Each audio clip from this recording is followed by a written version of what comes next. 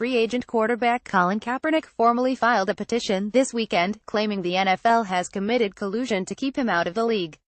He hired noted attorney Mark Garrigus, and the petition is now public. You can read it down below at the end of the article, or check it out here.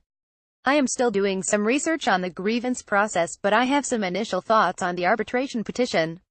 If you read through it, there is no smoking gun that might show owners or executives working together to keep Kaepernick out of the league. Rather, it focuses on the confluence of events we have seen and talked about. Teams have worked out and signed inferior quarterbacks, and Donald Trump made his very public statements about how players should be punished for kneeling. All of that could be viewed as evidence that something is amiss, but none of it on its own proves collusion on its own. SI legal analyst Michael McCann had a great article breaking down the case for and against collusion. For example, if Kaepernick turned down a team's offer, that would not disprove collusion.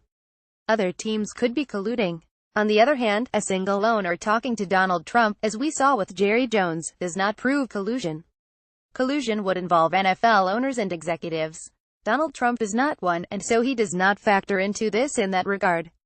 If multiple owners discussed Kaepernick through Trump, that would be different.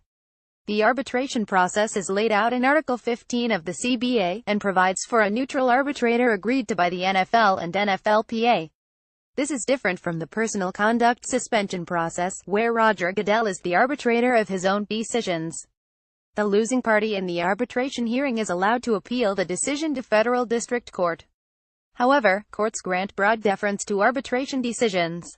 The idea is that the two sides negotiated this process, and with a neutral arbitrator, it would be even more so. That being said, the big question is when this gets to the discovery process. Discovery involves looking at anything that might potentially lead to evidence. That can include emails, letters, voicemails, depositions, or anything that could reasonably be calculated to lead to the discovery of admissible evidence.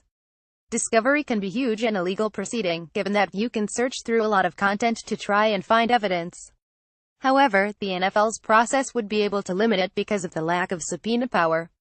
My guess is Kaepernick will lose the arbitration, and will be denied an appeal because of the deference to arbitrators. However, if he thinks his career in the NFL is done at this point, I would say there is not much to lose in giving this a go. If he wins, he could receive triple damages between compensatory and punitive damages. Again, his chances of winning are low without any mentioned smoking gun, but it appears to be the proverbial Hail Mary at the end of the ballgame.